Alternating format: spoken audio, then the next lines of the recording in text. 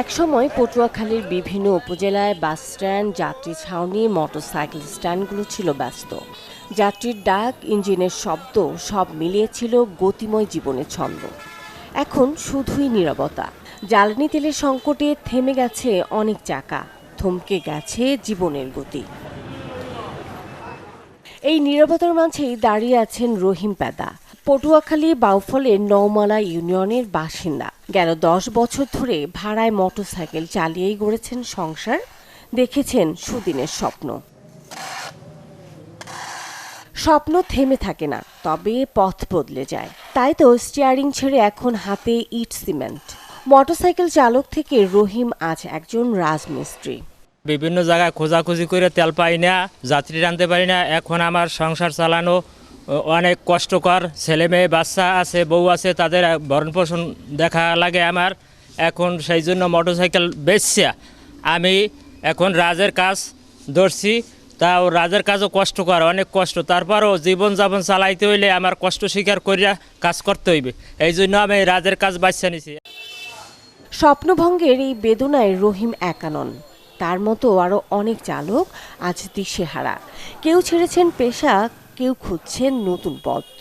বাউফলে তেলে অনেক সংকট, অনেক গাড়িওয়ালারা গাড়ি ছেড়ে অনেক অন্যান্য কাজ করতে আছে।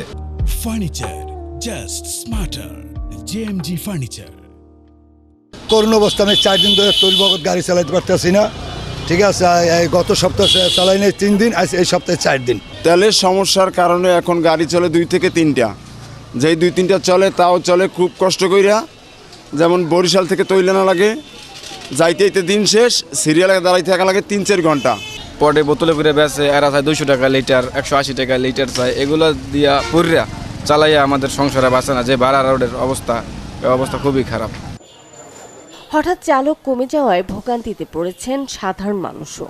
একসময় যেখানে সহজেই মিলত যানবাহন, সেখানে এখন অপেক্ষায় বাস্তবতা। এই জায়গায় আইলি বাইক 1-200 বাইক পাওয়া যাইতে, এমন মনে করেন তেলের কারণে বাইক পাওয়া যায় না। আগে এ জায়গায় আইলে বাইক পাওয়া যাইতে, তেলের সংকটের কারণে বাইক পাওয়া যায় না, দাঁড়াই থাকা লাগে।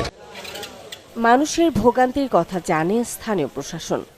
কর্মকর্তা বলছেন, জ্বালানি নিয়ে কোনো ধরনের বিশৃঙ্খলা সৃষ্টির চেষ্টা করলে কঠোর ব্যবস্থা নেওয়া হবে। আমরা ইচ অ্যান্ড এভরি প্রত্যেকটা জায়গায় কিন্তু আমরা কাজ করছি এবং প্রতিদিন এই ভিজিলেন্স টিম কাজ করছে। আমাদের একটা হোয়াটসঅ্যাপ গ্রুপ আছে যেখানে কিনা আমাদের ডিপোর ম্যানেজাররা আছে এবং তারা প্রতিনিয়ত কি পরিমাণ আমাদের আসলে এখানে দিচ্ছে এবং কি সেই জিনিসটা আমাদের লিস্ট পাঠাচ্ছে এবং এটা ধরে কিন্তু আমরা এই পেট্রোল পাম্পগুলোতে যাচ্ছি। কেউ যদি কোনো ধরনের বিশৃঙ্খলা তৈরি করার চেষ্টা করছে, তাদের বিষয়ে আমরা মোবাইল টিম সহকারে কাজ করছি। আমাদের অন্যান্য বাহিনীরাও আমাদের ভিজিলেন্স টিমসে আছে এবং তারা কাজ করছেন। তেলের সংকট শুধু চাকা থামায় না, থামিয়ে দেয় কারো কারো স্বপ্নও। রহিমদের মতো হাজারো মানুষের জীবনের অনিশ্চয়তা শিগগিরই কেটে যাবে, এটাই প্রত্যাশা। Desk report, channel 24।